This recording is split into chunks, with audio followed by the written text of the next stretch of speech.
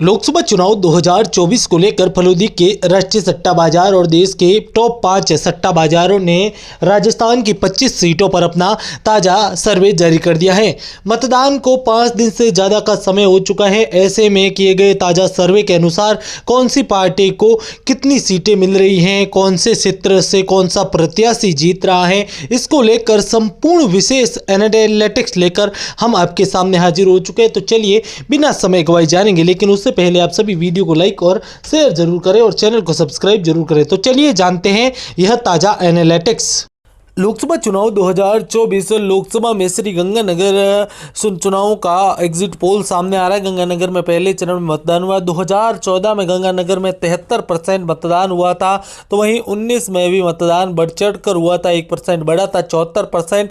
लेकिन इस बार मतदान है वो 8.51% घट चुका है, यानी कि लाखों की संख्या में वोट शेयर हैं वो घटे हैं। इसका नुकसान किसे होगा, भाजपा या कांग्रेस? जब जब वोट बैंक गिरता है यहाँ पर भारतीय जनता पार्टी को नुकसान होता है। हालांकि रिपोर्ट के अनुसार इस सीट पर भारतीय जनता पार्टी की स्थिति पहले काफी अच्छी हुआ करती थी। इसी के चलते इस सीट पर भारतीय जनता पार्टी के प्रत्याशी की स्थिति आज भी मजबूत है। आपको बता दें कुलदीप इंदौरा के भाव आज की स्थिति में 3 रुपये और 15 पैसे हैं, जो कि यहाँ पर प्रियंका बैलान से काफ़ी अधिक है। जिसके भाव सबसे कम होते हैं वह यहाँ से सांसद बनने की प्रबल दावेदार होती है। आपको बता दें पिछली बार 4 लाख के अधिक मार्जिन से इस सीट पर जीत दर्ज की गई थी। इसी के चलते इस सीट पर मुकाबला काफ़ी पेचीदा और रोचक माना जा रहा है। आपको बता दें कि इस सीट को लेकर काफ़ी सियासत और अहम अपडेट है। प्रियंका बैलान के भाव 90 पैसे के हैं और अनूपगढ़ से नगर परिषद की सभापति रह चुके हैं, तो इसका प्रभाव इनको देखने को मिल रहा है। मिलेंगे नए ताजा के साथ। लोकसभा चुनाव 2024 लोकसभा में बीकानेर लोकसभा सीट का ताजा सर्वे, कौन मारेगा बाजी, क्या कुछ है स्थिति। बीकानेर की बात करें तो अर्जुन राम मेघवाल और गोविंद राम मेघवाल के बीच मुकाबला है। अर्जुन राम ने पिछला चुनाव 2,64,081 वोटों से जीत दर्ज की थी। इन्होंने मदन गोपाल को हराया था। इस बार की वोटिंग को अगर देखा जाए तो 5% वोट शेयर गिरा है और कहा जा रहा है कि अर्जुन राम मेघवाल का जीत का मार्जिन गिर सकता है। अर्जुन राम मेघवाल अभी जीत के लिए प्रबल दावेदार है। 60 पैसे के भाव के साथ इस सीट पर जीत के लिए प्रबल दावेदार माने जा रहे हैं। इस सीट पर इनकी स्थिति काफी मजबूत और अहम मानी जा रही है। लोकसभा चुनाव को देखते हुए कहा जा रहा है कि अर्जुन राम मेघवाल काफी अहम और महत्वपूर्ण स्थिति में है, मजबूत स्थिति में है। इस सीट पर जीत के लिए प्रबल दावेदार है। जबकि गोविंद राम मेघवाल के भाव 1 रुपये के मुकाबले 3 रुपये और 65 पैसे हैं, यानी कि इस सीट पर भारतीय जनता पार्टी की स्थिति काफी मजबूत नजर आ रही है। दोस्तों जुड़े रहे हमारे साथ ऐसे वीडियो के लिए। धन्यवाद। जय हिंद, वंदे मातरम। लोकसभा चुनाव 2024 का चुनावी रण राजसमंद लोकसभा सीट पर कौन मारेगा बाजी, क्या कुछ है स्थिति, आज के इस वीडियो में संपूर्ण जानकारी देंगे। आपको बता दें कि दूसरे चरण में चुनाव है। भाजपा ने महिमा विश्वेंद्र सिंह को उतारा है। विश्वेंद्र सिंह जिन्होंने सीपी जोशी को हराकर यहाँ पर नाथद्वारा सीट से जीत दर्ज की थी। जबकि दामोदर गुर्जर की बात करें तो पूर्व पुलिस अधिकारी और जयपुर में स्कूल कॉलेज चलाते हैं और इस बार लोकसभा के उम्मीदवार है। पिछली बार 5,51,916 वोटों से जीत दर्ज की थी दिव्या कुमारी ने, जो कि वर्तमान में यहां पर भजन लाल सरकार में उप मुख्यमंत्री हैं और इन्होंने देवकी नंदन का हराया था। महिमा विश्वेंद्र सिंह की बात करें तो राजस्थान की सबसे मजबूत सीटों में भाजपा राजसमंद सीट को गिन रही है। 15 पैसे के भाव हैं, जबकि दामोदर गुर्जर के भाव 5 रुपये और 15 पैसे के हैं, यानी कि इस सीट पर एक बार फिर भारतीय जनता पार्टी का दबदबा देखने को मिल सकता है। भारतीय जनता पार्टी इस सीट पर कब्जा कर सकती है। आप सभी जुड़े रहे, वीडियो को लाइक शेयर करें। लोकसभा चुनाव 2024 बाड़मेर लोकसभा सीट पर कौन मारेगा बाजी। पिछले चुनाव की बात करें तो यहां पर कैलाश चौधरी और मानवेंद्र सिंह जसोल के बीच मुकाबला हुआ था, जिसमें कैलाश चौधरी ने जसोल को 3,23,808 वोटों से हराया था। ताज़ा रिपोर्ट की बात करें तो कैलाश चौधरी, उम्मीदवार राम बेनीवाल और रविंद्र सिंह भाटी की बात करें तो कैलाश चौधरी के भाव 2 रुपये और 15 पैसे के नजर आ रहे हैं। पिछले 2 दिनों में ग्राफ काफ़ी बदलाव हुआ है और इसी के चलते कैलाश चौधरी टक्कर में आ गए हैं, ऐसी खबरें आ रही है। जबकि उम्मीदवार राम बेनीवाल 1 रुपये और 50 पैसे के भाव नजर आ रहे हैं। जबकि आपको बता दें कि इस सीट पर मुकाबला काफी पेचीदा और कांटे की टक्कर का है। उम्मीदवार राम बेनीवाल ₹1.80 के भाव के साथ स्थिति में नजर आ रहे हैं, जबकि अगर हम रविंद्र सिंह भाटी की बात करें तो ₹1.40 के, यानी कि मुकाबला इस बार उम्मीदवार राम बेनीवाल और यहां पर रविंद्र सिंह भाटी के मध्य देखने को मिल सकता है। पेचीदा मुकाबला है जो कि इस सीट से हमें देखने को मिल सकता है। दूसरे चरण के मतदान से पहले यहां पर प्रचार खत्म होने से पहले काफी समीकरण बदलने की संभावनाएं नजर आ रही है। जुड़े रहे हमारे साथ, धन्यवाद। जय हिंद।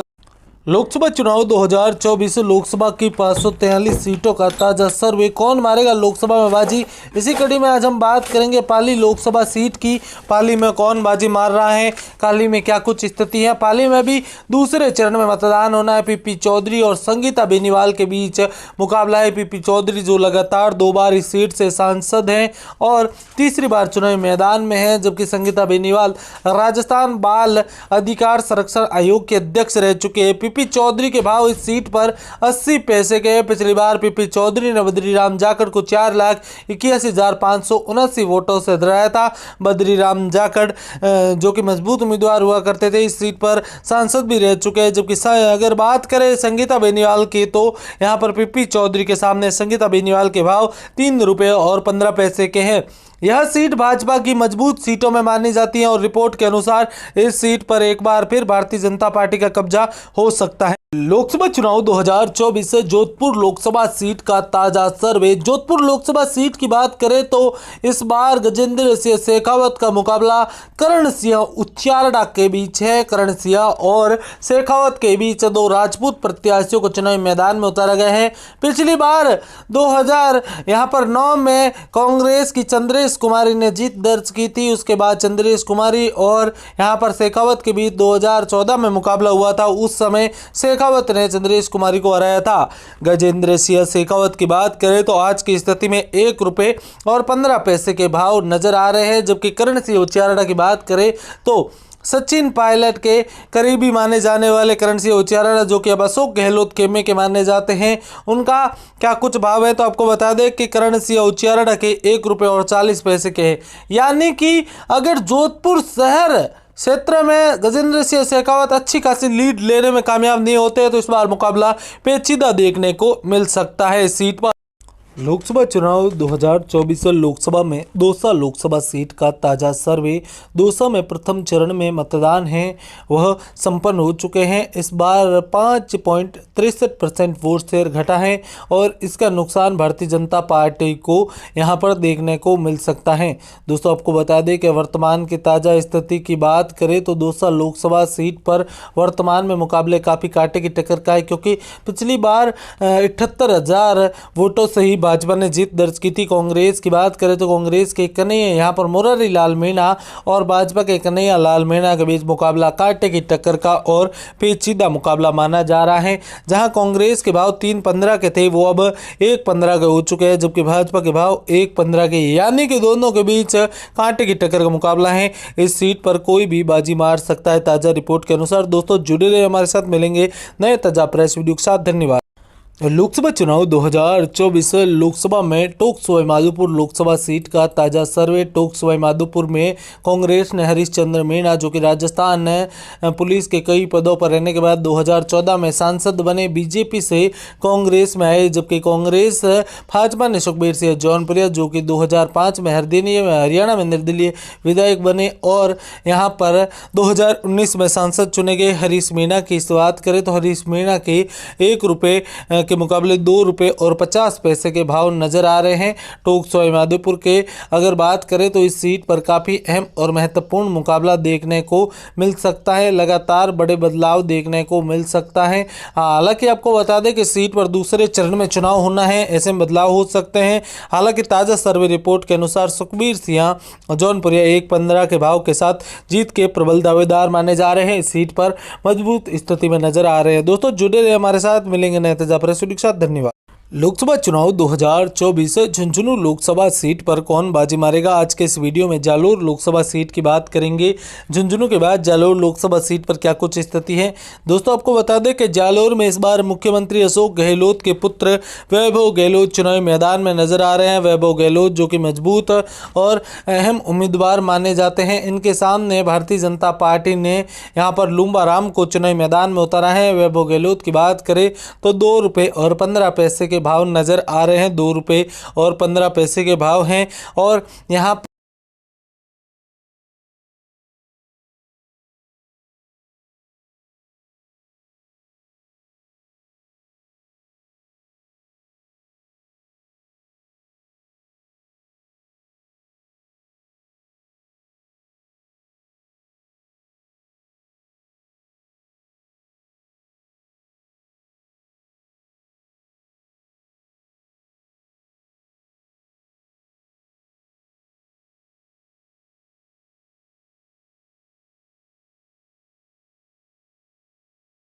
नागौर लोकसभा सीट पर कौन मारेगा बाजी, क्या कुछ है स्थिति। नागौर में हनुमान बेनीवाल और ज्योति मिर्धा एक बार फिर आमने सामने हैं।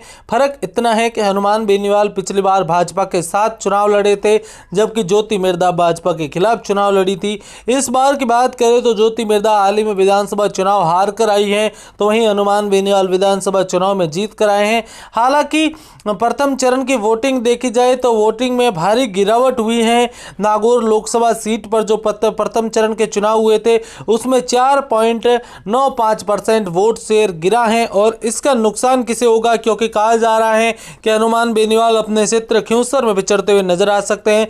हनुमान बेनीवाल की आज की स्थिति में 1 रुपये और 40 पैसे के भाव नजर आ रहे हैं, यानी कि जीत आसान हनुमान बेनीवाल के लिए भी इस बार देखने को मिल नहीं रही है। इस लोकसभा सीट पर हनुमान बेनीवाल के लिए मुकाबला पेचीदा है। कहा जाता है कि कांग्रेस में अंदरूनी बगावत का नुकसान हनुमान बेनीवाल को देखने को मिल सकता है। जबकि आपको बता दें ज्योति मिर्धा के भाव 1.35 के हैं, यानी कि दोनों के बीच टच टू टच संघर्षपूर्ण मुकाबला इस सीट से देखने को मिलेगा। दोस्तों जुड़े रहे, मिलेंगे नए तेजाब फ्रेश वीडियो के साथ। धन्यवाद।